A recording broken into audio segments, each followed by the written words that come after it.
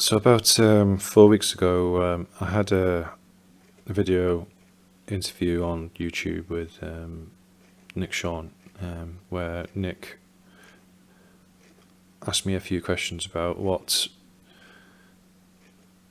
turned me from a losing trader into a profitable trader. I did this in quite a short time frame, 3 months. This is from years of working in algorithmic trading and moving back and forth between that and manual trading. I've studied price action theory. I was in the ICT mentoring. I became the part of the internal group that was disbanded about I'd say a year and a half ago. I've also studied EMAs, Greg Secker stuff, also support and resistance, supply and demand, many different retail strategies. Ultimately, I couldn't make them work until one simple shift in my context, which was how I analyze the markets, either on a daily or a weekly basis, and it doesn't take me more than 5 minutes a day, and it's getting to the point where it's now almost 5 minutes a week. So at the end of the week, I can scan the markets, and I can see for the next week where my focus is going to be, and that's all done on the higher time frames. This is I think what is probably missing from a lot of traders.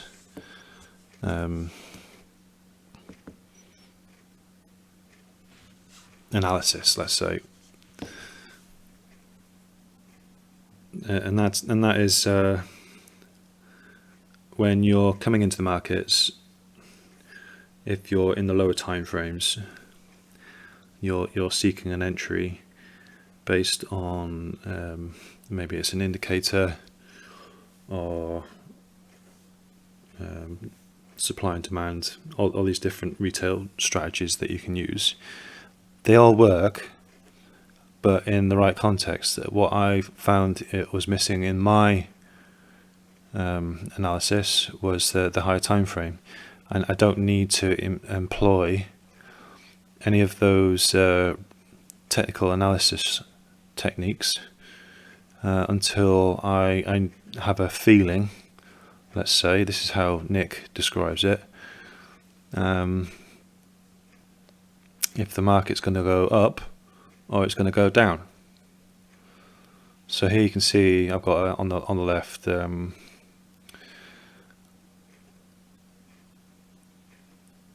I think it's going to go down, I sell. If I think it's going to go up, I buy. And that's basically whenever Nick is asked what is it his strategy, why is he always changing? Well, he hasn't really changed his strategy.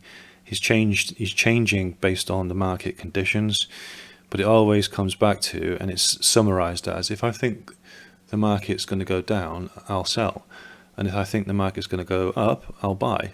It's as simple as that.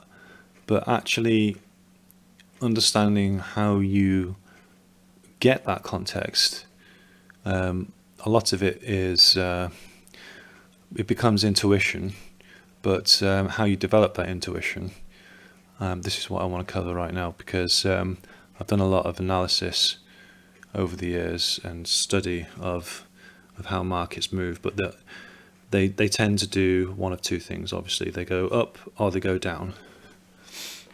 So in a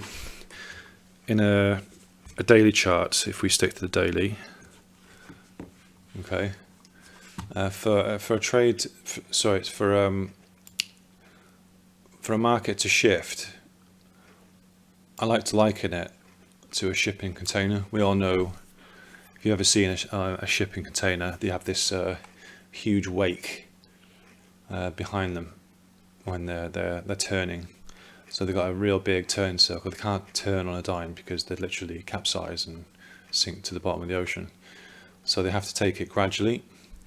I use this metaphor quite a lot, also in where I work. Things take a long time to shift in a corporate business, but it's no different on the markets, and especially on the higher time frames. You see these huge swings from one side to the other. That takes time. So in Forex, if you think of major trends upwards or downwards, we can liken that to forward momentum of this container ship. And just as a ship takes time to slow down or change course, a well-established trend often exhibits strong momentum, and it can take time for the market to reverse in direction. So we have to take that. It takes a lot of patience to do that, but this has always been the missing link for me. And if you can have an open mind, keep an open mind to what I'm talking about, and just follow this through, you'll start to see what I mean. When you take this context on the higher time frame, the daily, and you start there, and you don't drop into the lower time frames until you see what it is that will give you that intuition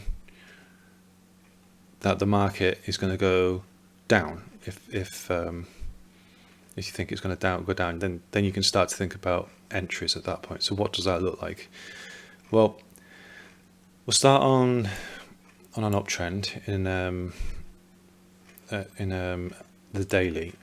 So in an uptrend, prices are going higher, but it never goes in a straight line. It's always choppy. So when I say choppy, I mean you have waves. So you have a high, you have a low, you'll have another high, and then you'll have another low, and so on and so forth. And this is technically what they call an uptrend. So high, low, high, high, high, low, and a high, high. So with that context, we can start to build a belief system. So when I've analysed the market and I've studied price structure, so that's what I'm doing on the daily, so price structure, there really is only 4 types of directions that the market's going to go over. So these are fractals. And in terms of what we see here, we have a high, a low, a high, a high, and then price structure changes. It breaks this this low. We can classify this as a reversal. Okay, and this fractal here, this structure, market structure, we have a low. So if this was the price coming down, this is a low, this is a high, and then there's a lower low. Effectively, what we've got here is a continuation, but it can also be a reversal, and this is how we establish that by this break of this low. So if price was going up, and then suddenly we have this break here. This continuation pattern becomes a reversal, and then for the reverse of that, we got obviously the uptrend, reversal to an uptrend. This is a continuation and potentially a reversal to an uptrend as well. So those are the four main characteristics that we'll see in the markets, and on this pattern. So if we bring this across slowly, what we'll see is that there'll be some form of structure change at the bottom, and then the reverse of that would be at the top. In between this, so if this was a long trend, even on the higher time frame, the weekly, we're still going to see these short-term shifts downwards, and it's these short-term shifts on the daily is what I'm looking for. So when we see price, let me make this a bit bigger. When we see price create a high and we get a pullback, my eye instantly goes, shift this to the back, my eye goes to the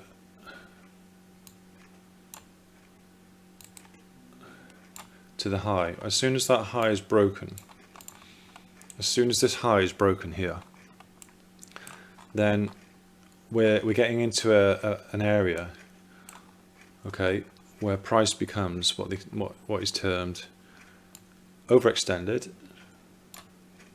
Okay, so price is broken past. It's broken past this high, and price is now becoming overextended. The other thing this is called is oversold. So the further it gets away from this high, if we see no more structure, okay, price is starting to become oversold, and this is where this is what I'm looking for when I'm analyzing the market. So I can scan 30 pairs in a matter of 5 minutes, just looking for this structure. So we have a continuation. As soon as price breaks a high, we're already into the territory of being overextended. Price becomes oversold, and we can expect to see a pullback to some kind of mean. And what do I mean by mean? I start to measure the low of this push upwards and the high. Okay, and between there we have a measurement, so you can use a fib to find the 50% of that, and that becomes my target.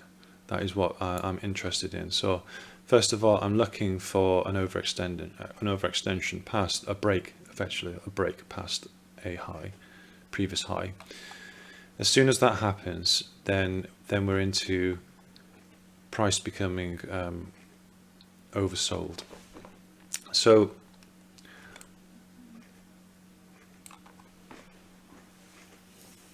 for most, what I used to do was I was trying to get entry in on this low. This is counterintuitive.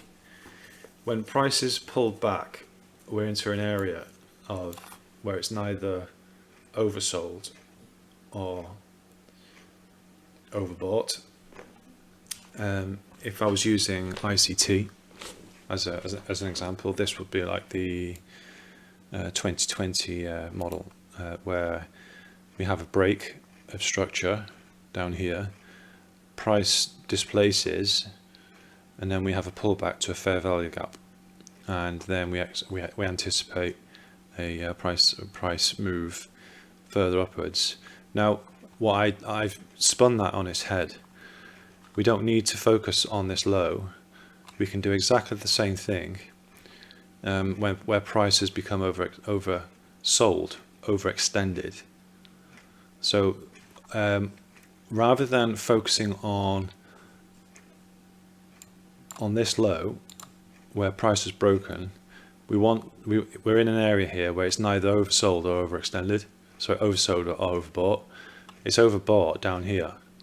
This to me becomes a very weak entry point. The strong entry points are when we've had, on the higher time frame now, this is the daily, a break of a high, and then price becomes oversold at that point. Now, if this structure is the lower time frame, this could be the hour, this is when all of the technical analysis starts to work. So it could be an EMA, two EMAs crossing over, it could be supply demand, it could be an ICT breaker, pull back to a fair value gap, bullish order block, Wagyu beef. They all work at this point. So I'll take you to the pound dollar. This is an entry that I'm in at the moment. And on the daily, you can see I've placed a zigzag. This is an indicator, and how I calculate the zigzag. So I'll just bring up the settings very quickly. So you can see here, depth 20, deviation 10. I always start with 422, and so the zigzag that you see here is based on the weekly. I'm looking at the structure on the weekly, but I'm using the daily to determine am I overbought or am I oversold. So note there are no indicators other than the zigzag on here. And so how do I calculate 20? There's 5 days in a week. I take 5 and times it by 4. That gives me 20. There's 5 days in a week. 2 times 5 gives me 10. So I'm always doing that on every time frame that you see. So the 4 hour, same again. Oh. There are 6 4 hour candles in a day. 6 times 4 is 24, and so on and so forth. So that's how I'm setting up the zigzag indicator. So I've only got the zigzag, and I'm using that to highlight the structure, and this is on the weekly. So you can see here's my high, and I'm super zoomed in at the moment. I don't need to be any further out than this. You can see we're in an uptrend when I zoom out. So I'm seeking a pullback. With the high, my eye is on this, and we had a break, and from here price then becomes overextended. The further price moves away, the more oversold that becomes, and there's a higher likelihood of price moving back to the mean. So here is the fib. I've just measured it, measuring from the bodies of the lowest candle to the bodies of the highest candle, and that gives me the 50%. So my eye is my eye is on this as a target. So I set a trade based on that, and yeah. So if I was to bring in the relative strength index now, you see I don't need this any longer, but you can see as price has gone above the high, it becomes oversold. And this is when all of these indicators really start to work, come into play. You can use this, but you don't really need it. I've created a belief system around this context, and I don't need any more than that. So as soon as I scan the markets and I've got it set up, it literally takes 5 minutes. As you can see, as you go into the 4 hour, you can start to see structure form. We've got high, lows, higher highs, high lows, higher highs, higher lows, higher high, higher low, higher high, and then price actually starts to break. Now this, okay, again, this is where, based on the daily, okay, we are in an area where it's already oversold. So I've got my daily context, I'm oversold. I've now got a break in structure. This is where I can start to have confidence that I want to get in as soon as I see a break in structure. So the 4 hour and the daily really form my higher time frame analysis, but I can literally focus on 1 or 2 pairs a week, and that's how it's working. You can go into the hour. Again, this is the same entry. I have a break of structure just by here, and what I like to do, because we had effectively here there is some structure. You can see how on the hour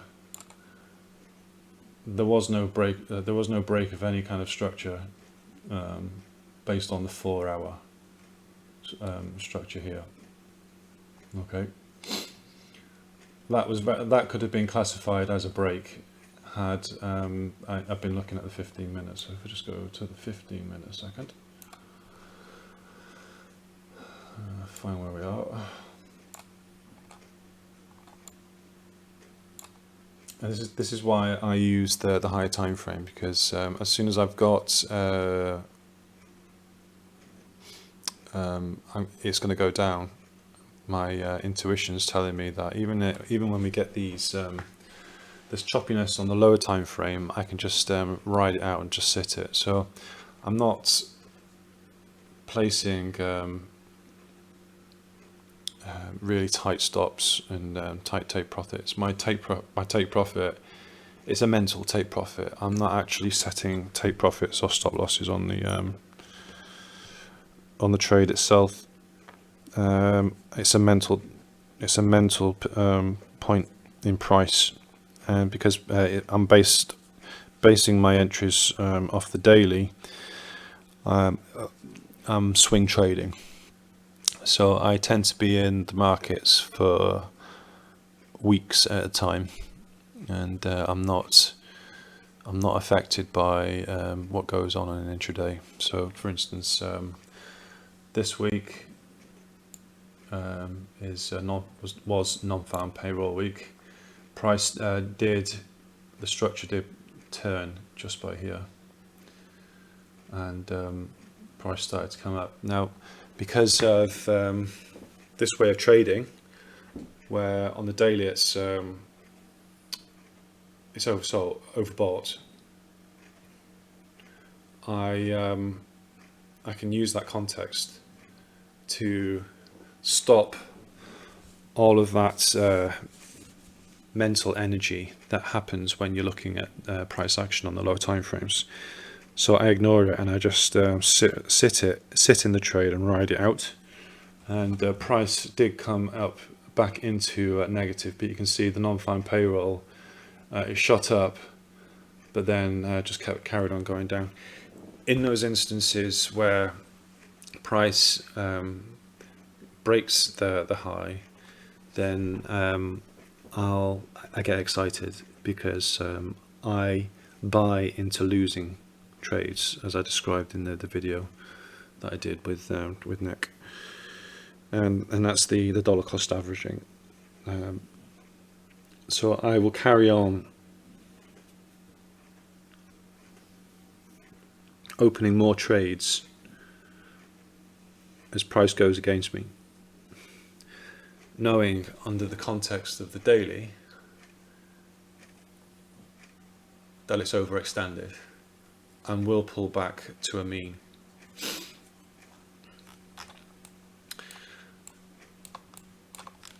So effectively, that's what I'm doing. My analysis here is the daily, and the 1 hour is my entry. So it's a break of structure. It's either this structural pattern. So there's only ever two. There's two types. It's either a break of structure or a continuation, which is a reversal. Both reversal patterns within that context.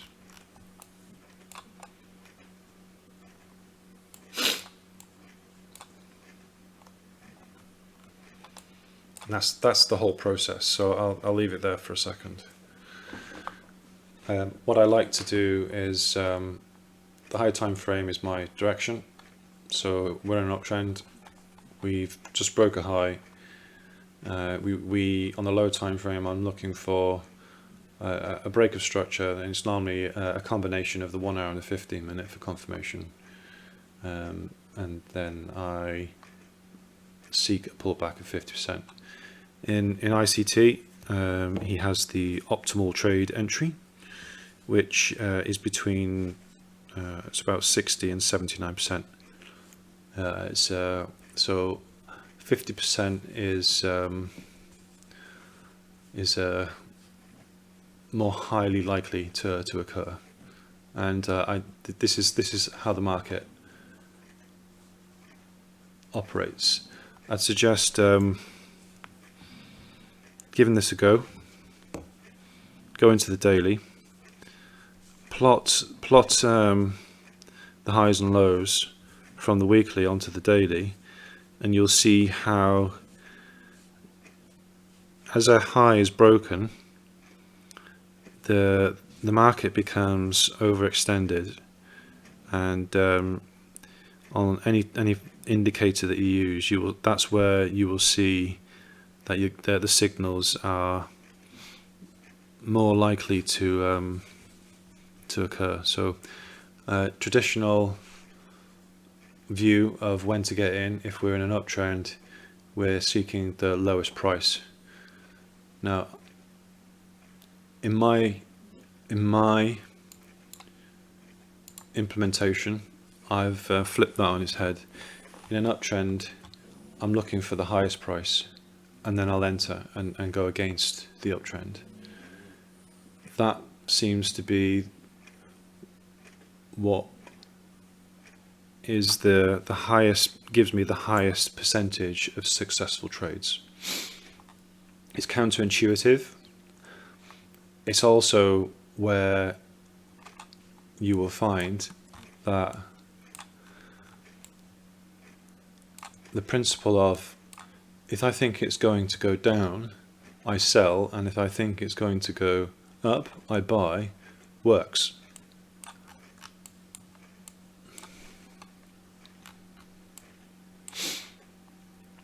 And that's it. That's all you need to do, is a small shift in how you treat the higher time frame analysis, and that is, when we're in an uptrend,